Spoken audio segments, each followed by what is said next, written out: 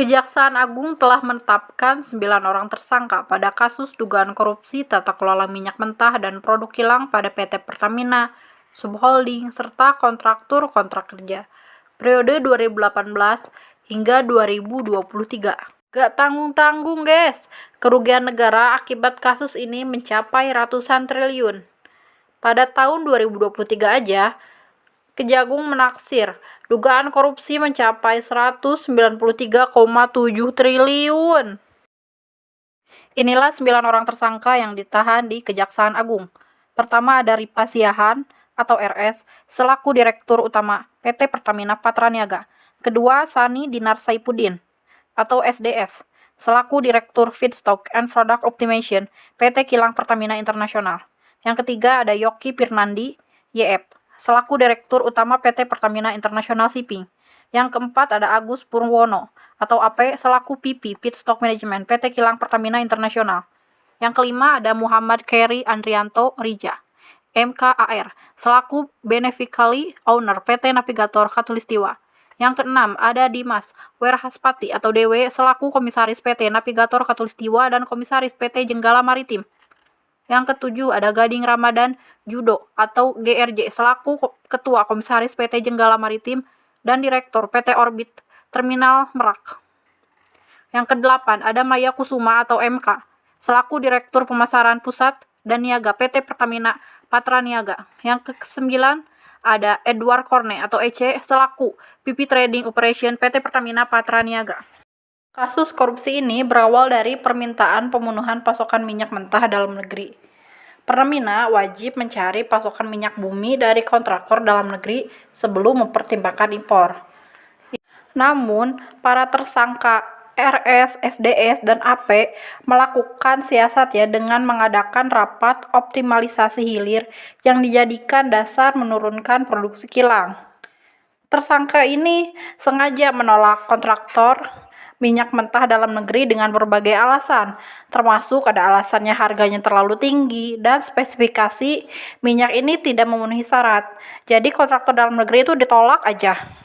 Akibatnya, minyak mentah dalam negeri harus diekspor. Untuk memenuhi kebutuhan dalam negeri, PT Kilang Pertamina Internasional dan PT Pertamina Patraniaga melakukan impor minyak mentah dengan harga lebih tinggi.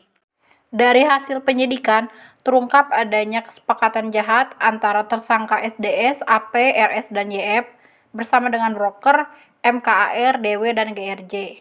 Para tersangka melakukan pengaturan harga dan pemenangan tender dengan cara yang tidak sah. Tersangka MK dan tersangka EC atas persetujuan tersangka RS, mereka melakukan pembelian RON 90 atau lebih rendah dengan harga RON 92, sehingga menyebabkan pembayaran impor produk kilang dengan harga tinggi dan tidak sesuai dengan kualitas barang. Kemudian tersangka MK ini memerintahkan dan memberi persetujuan kepada si EC untuk melakukan blending produk kilang jadi RON 88 dengan RON 92 agar dapat menghasilkan RON 90 di terminal PT Orbit Terminal Merak milik tersangka MKR dan tersangka GRJ. Hasil blending ini dijual dengan harga RON 92.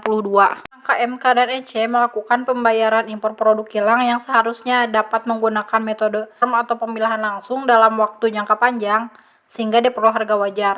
Tetapi dalam pelaksanaannya mereka itu menggunakan spot atau penunjukan langsung dengan harga yang berlaku saat itu, sehingga PT Pertamina Patraniaga membayar impor produk kilang dengan harga yang tinggi kepada mitra usaha.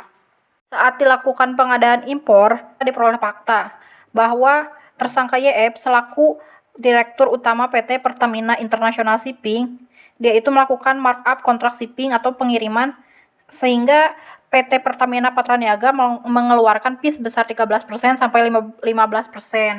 Hal ini jelas menimbulkan kerugian untuk negara.